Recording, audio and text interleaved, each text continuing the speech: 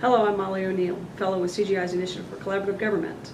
As part of our ongoing series to look at budget challenges throughout the government, today we're going to be talking about optimizing the physical footprint, which is one way we can help reduce costs in government. So with me today is Steve Teubner, an expert in this area. Steve, why don't you tell me a little bit about yourself? So, Molly, I've spent the better part of 25 years of my career looking at how we can improve the real estate organization, how it supports the missions of organizations, both in the private sector and the public sector, having worked for PBS and within the corporate real estate consulting world. So is it, you and I have talked a lot about this over the last couple of months, and sometimes you hear people say, well, the government can save money just by shrinking the footprint. Are there other opportunities? Is it just about sort of shrinking and putting people in, more smaller or smaller and smaller space? Or is there other things that can be done? Or is that really where the savings are? If you're just looking at reducing the square footage per person, you're taking a very narrow-minded perspective of things. The more you shrink, the more uncomfortable people get.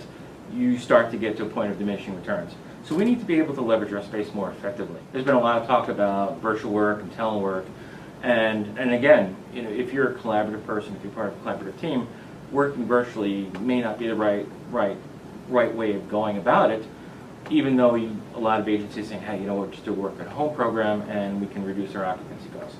So there is a balance that we need to strike between what the demands are of the workplace and worker profiles and how we fit space. So we need to be a lot more smart about it. Is it really, maybe telework is an old term and maybe it's really workspace management or something. Tell me, you've talked a little bit with me in the past on that. Right. So telework, I think, is kind of a misnomer because it assumes that we're telecommuting to someplace and that there's a base and that there's a satellite somewhere. And I think nowadays we can work anywhere. And so the concept of work anywhere, virtual work, and an overall workplace strategy is really what we need to be focusing on.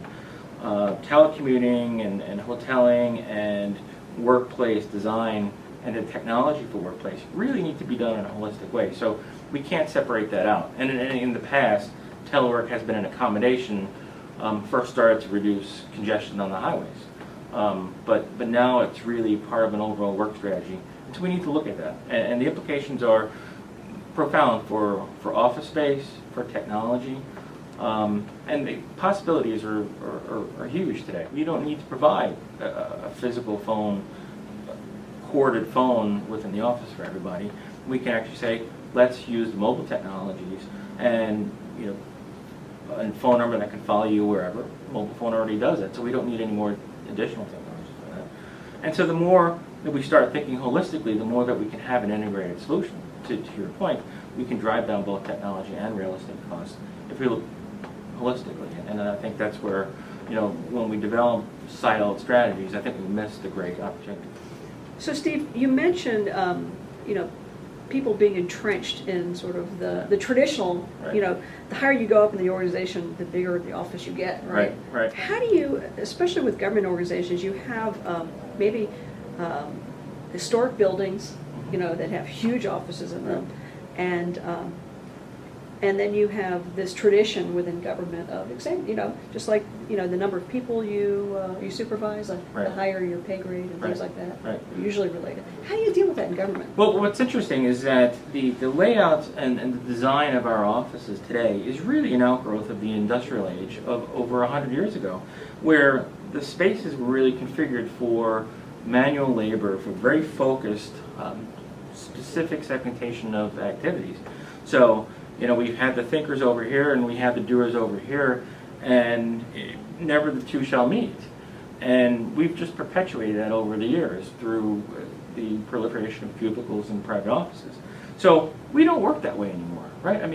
You're very hardly in your office. I'm hardly in the office. We're always with people. We're talking.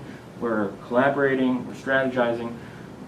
Today's modern office worker is not a heads down, single task person. He's a multitask, very open type of position. So our workspace today does not really properly handle or support the demands of the way we work. And so I think that's one of the things. Having a private office, having a cave, in a lot of cases where you don't have windowless office, doesn't support that type of work style. So I think we're at a crossroads where the way we support the work is at odds with what the work is required. And I think we intrinsically know that. And so when we start experiencing the new way of doing it and being empowered by the new space, I think quickly people adopt rather quickly. Say, wow, how come we didn't do this earlier?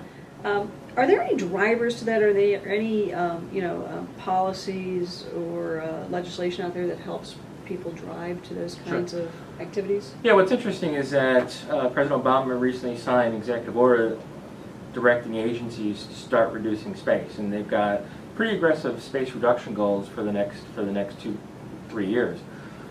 You couldn't possibly meet those targets without some type of workplace strategy. And then, in line with that, there's been an updated telework policy that's, again, encouraging agencies to adopt telework programs. But each one of them have their own focus. The executive order is really focused on reducing costs, and the Telework Act is really focused on reducing highway congestion and increasing personal convenience.